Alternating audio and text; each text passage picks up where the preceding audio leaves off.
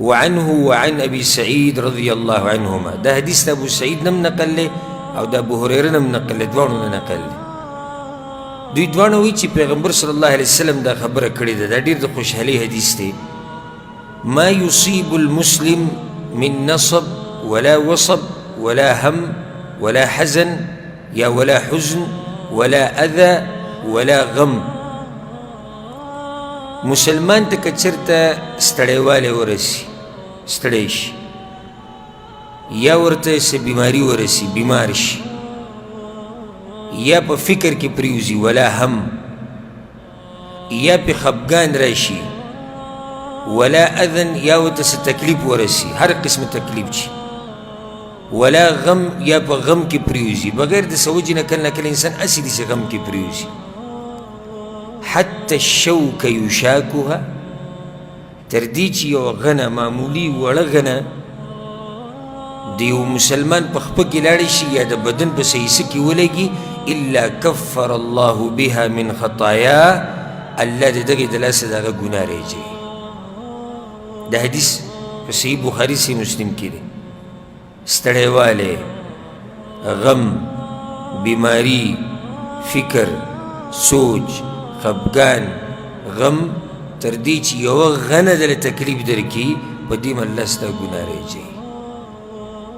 دا څومره د خوشحالي حدیث دی موږ ټولو دپاره.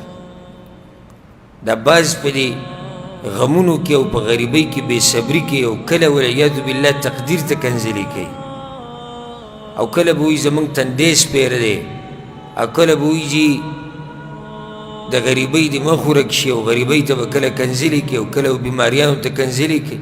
دا د مسلمان شان نه دی. تا باندې چې ضرب برابر تکلیف راځي که نه، الله دله په دې اجر درکوي او ګناه ده نه ریجوي. ګوره دې حدیث کې دا دی نصب، ستړیوالی، ته چې راستړی شي که نه، الله تعالی به دې اجر درکوي. دا پرېږده بیماري غټه او غټې مسلې، هغه سیټ ته که غټې مسلې، دا ته چې صرف ستړی شي مسلمانه، الله تعالی به دې اجر درکوي. صرف چې ستړی شي الله تعالی به دې اجر درکوي. ښه بیماری چې د باندې راشي، که هغه معمولي بیماري، صرف د سر دړي، الله تعالی به دې اجر درکوي. فکر کې چې کله پرېوځي د یوې خبرې سوچ د سره ډېر شي، لکه اوس تا ته یو مسله راپېښه شوه او دغه مسلې د حل دپاره سوچ کې، دا ته چې سوچ او فکر وړی، په دې دله به الله اجر درکوي. هر غم چې د باندې راځي، الله دله به یې کې اجر درکوي. معمولي په لاره باندې رواني او کاڼي سره د خپه ولګېده، یا خپه کې د غنه لاړه، یا څه شیله په ډغره ورلې، یا خپه دې وښویده، په دې هر څه دله الله اجر درکوي، ګناه ده نه ریجوي. څومره کریم رب دی او څومره عظیم رب دی. او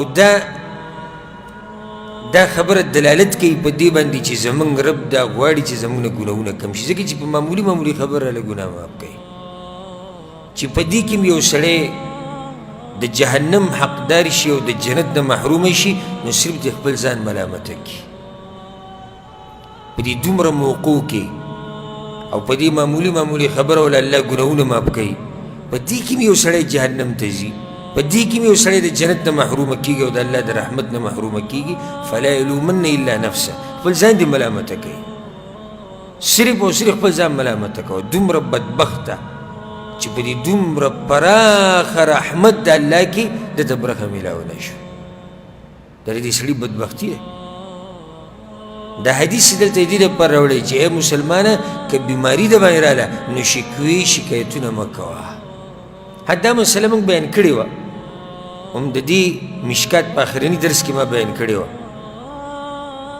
چې چا د خبر ورکولی شي چې او ماته دا بیماري، دې کې څه حرج نشته. لکه عثمان ابن ابي العاص د پیغمبر صلی الله علیه وسلم خواله راغلی وی د بدن په دې پلاني ځیمې یا رسول الله درد دي، و داسې قسمه خبر ورکولی شي، خو شکوې شکایتونه به نه کوي.